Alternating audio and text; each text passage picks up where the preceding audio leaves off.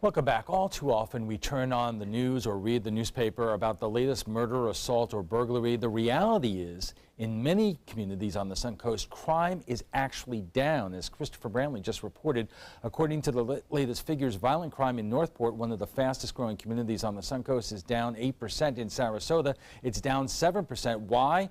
Is it great policing, a steady improving economy? Or could it be new tools in the toolbox helping police communicate better with the community? And joining us for more on what's affecting crime levels is Chief Bernadette DePino of the Sarasota Police Department, Assistant Chief Mike Pelfrey of the Northport Police Department, and Dr. James Univer, a criminology professor at the University of South Florida, Sarasota, Manatee.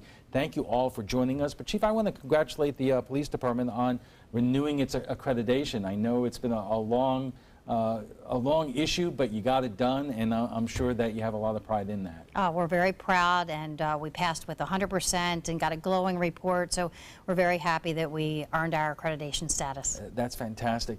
You know, it seems with these numbers, I don't know if they're uniform from community to community, but down 8% in terms of violent crime in Northport and 7% in Sarasota.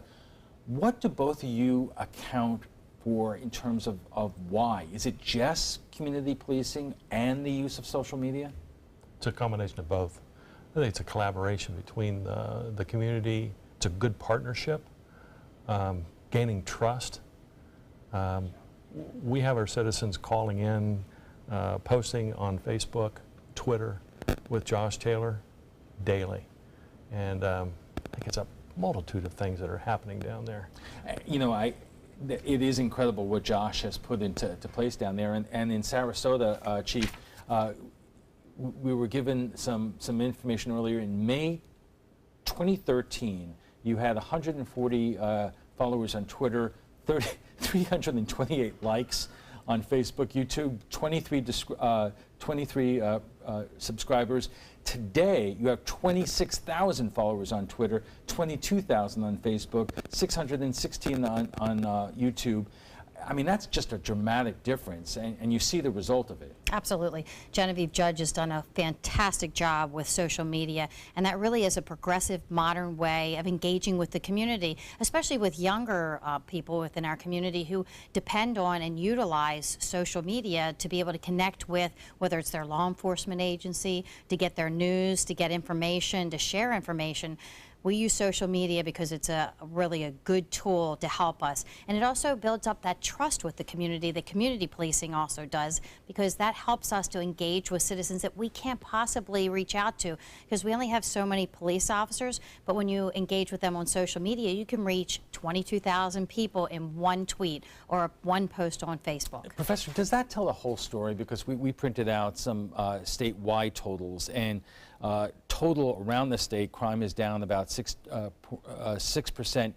In terms of violent crime, down 9.6%. I mean, is it possible that every community in Florida is using the same kind of new strategies? Well, it's not just Florida. It's a nationwide phenomenon.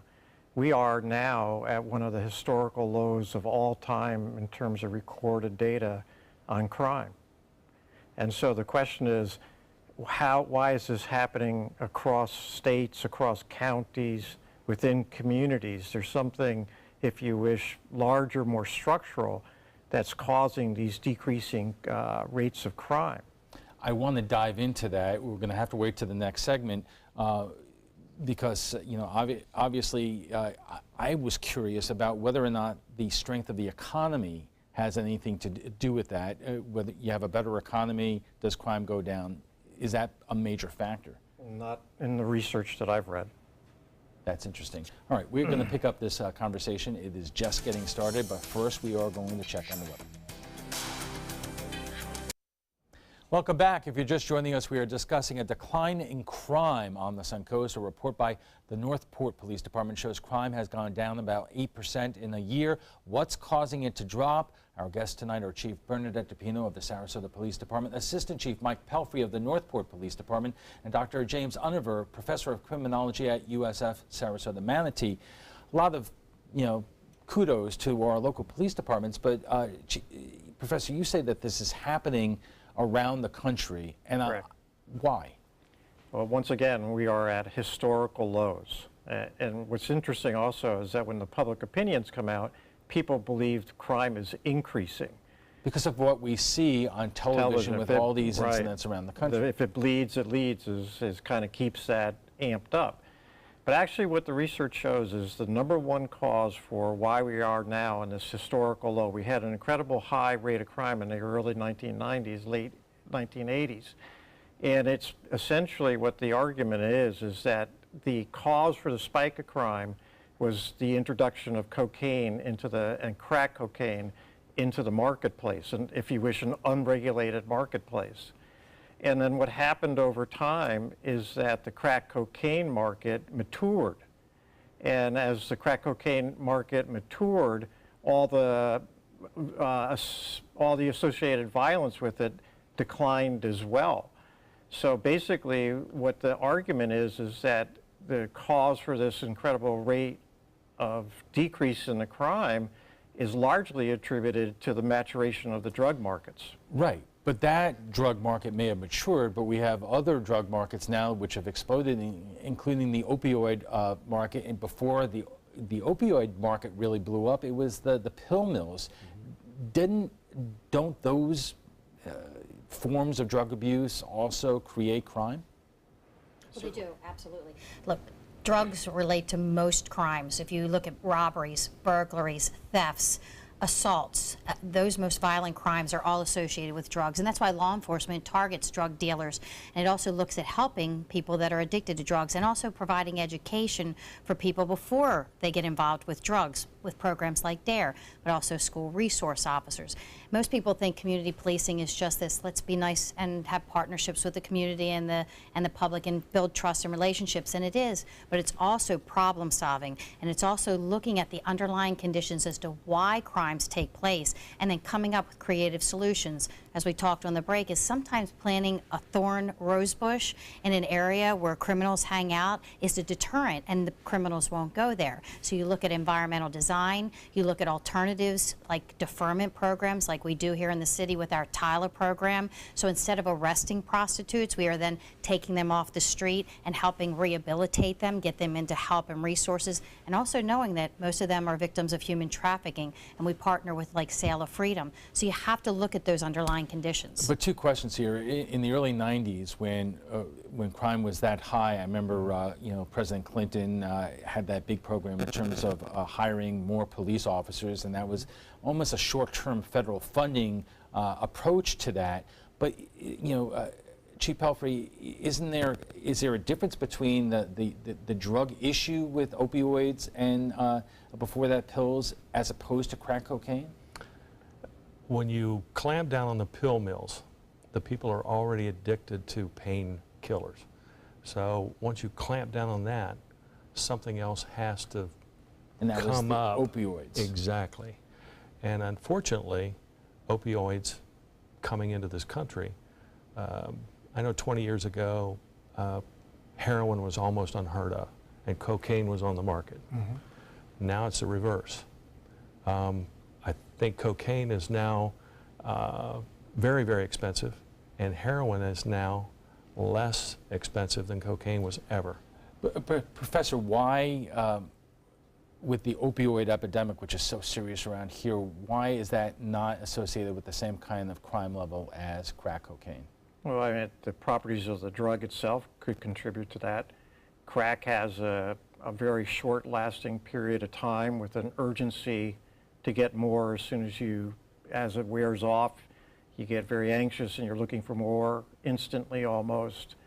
And also the crack that came in was mostly concentrated in our inner city core areas, where with the pill mills and the opioids, et cetera, my sense of it is, though there's not a whole lot of research on this topic yet, is that it's a much more diverse market. There's multiple places. I would imagine someone that's addicted to, let's say, oxys can find those drugs in a variety of different places rather than having to drive into one specific area, which also is gang affiliated. Let me ask you all this, because Christopher's story, and we started talking about the importance of social media and how that's affected crime. Are police departments around the country doing this? I know one former journalist who I used to work with up in Tampa, she became a spokesperson for the Tampa Police Department, and then started her own business consulting to police departments all around the country on the importance and the use of social media. Is this happening everywhere with similar results? Yes. Yes, it is. Yes, it is. Yeah, I'm active with the International Association of Chiefs of Police, and they actually put training sessions on about it. And I follow many of their chiefs. They're on Twitter, Facebook. They have Instagram, YouTube. Law enforcement agencies that are progressive, that are modern, that know that they need to do that outreach are going to use social media. They have to in order to do a reach to people that they may not be able to reach any other way. And Chief Pelfrey, you said in Christopher's story that if your name or your picture pops up on Facebook, somebody in town knows you. But in larger communities, I mean, is that always the case? Maybe not. But I know in Northport, we have such a following, and I just checked it before coming on the air, 18,691 followers to Facebook. That's a considerable number of households that have Facebook in the city of Northport or the surrounding areas who contribute to this. And once Josh posts something on there, we're going to ID you. We're going to be after you. And I think another thing is technology. I think we're a lot of the houses now, and we're finding a lot more cameras that are available around the neighborhoods. I may not have cameras on my house, but the guy down the street has cameras. So we can capture that information and intelligence and share it. It's much more affordable now. It really is. And the use of technology, Facebook, Twitter, news media. Christopher Brantley's down at our office a lot. Usually it's for reporting the news. Oh yeah, yeah. He is. And our information sharing with the other agencies. The chief shares information. We share information. We have less than a minute left, but Professor, I wanted to ask you, there's a difference between perception and what the reality is. Mm-hmm. We see every day these terrible incidents around the country with police shootings, which really happen very infrequently, but often enough that that's what makes news. What kind of impact does that have on local police departments in terms of their ability to have good relationships with their communities? There's a tremendously interesting study that was just done in Milwaukee because they had a high-profile young black man shot. And in fact, I think the police officer was just acquitted this weekend.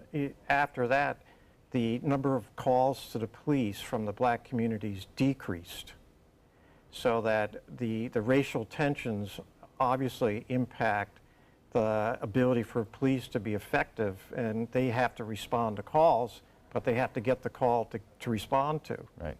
All right, let's take a quick break, and when we return, we'll have final thoughts from our guests, plus what some of our viewers are saying about last night's topic, unsolved crimes in Palmetto. Welcome back. It appears community policing and innovative techniques by law enforcement is bringing down crime levels across the Suncoast. How long could we see crime rates go down? And could we be doing more to make the community safer? Our guests join us right now for final thoughts. And Chief, let me put that to you. You've had a good year. Where do you go from here? I mean, is it increasing the use of social media? Is there anything more you can be doing in terms of community policing that you're not yet doing? There's a lot. We are going to continue to use community policing, which our city manager likes to call partnership policing, and we embrace that because we need to outreach more to people within our community to build up those trust and relationships, use our social media in order to market our agency, and that marketing helps people see the police department from a little different perspective than maybe they normally do. They see us saving turtles or saving a puppy dog, but then also seeing crime stories and also being able to be good witnesses for us when they see us post a video or a photograph of a suspect. Chief Pelfrey, is there a flip side to the helpfulness of social media? Because there are, as we discussed in our break, there are groups out there who are using social media to rev up trouble. Certainly. There are groups who use Facebook, Snapchat, Twitter to get their information out quickly to their membership. And there is a downside to social media. And you can't monitor that all the time. Not all the time. But we can capture some of the intelligence. We can capture some of that and put it together. It's a puzzle sometimes. Professor, where do you see this going in the short term in terms of crime rates, not only here on the Suncoast but around Florida? Well, it should continue to stabilize or go further, have a further decrease if the drug markets basically settle down. I think that's one of the real keys. The research also, but the only one of the other problems is that right now about 10,000 inmates are being released every week, and 650,000 a year. So you have all these people from the Bush era and the Clinton era where they were locking them away on long mandatory sentences. These people get released. Thank you for giving us our next topic. We'll have to get to it on another night. Thank you all for joining us. But before we go, we want to share with you what some of our viewers are saying about last night's topic, the backlog of unsolved homicides in Palmetto. This city is one of the smallest on the Suncoast with around 12,000 full-time residents. However, only one homicide detective. There are many cases still open years after they took place. We asked what you thought you could help solve them and bring resolution to the families of the victims. John Forehand writes, maybe PPD should hire another detective for starters and look into seeing if other local law enforcement agencies could help. Zany Arias writes, one homicide detective serving all of Palmetto, which is an area that most locals associate with crime, is absolutely ridiculous. And Lisa Thompson writes, I watch enough investigation Discovery, I could probably help solve some of those crimes. Go at it. Well, what do you think about community policing stats and showing crime that is down? Is it what you're seeing? Join the conversation on tonight's topic by visiting our Facebook page at facebook.com/news@7. And FYI, you can watch past discussions on demand. They're available on Apple TV, Amazon Fire, and Roku. Thanks to our guests for being here tonight. Chief Bernadette DePino is the chief of the Sarasota Police Department. Mike Pelfrey is the assistant chief at the Northport Police Department. And Dr. James Univer is a professor of criminology at the University of South Florida, Sarasota, Manatee.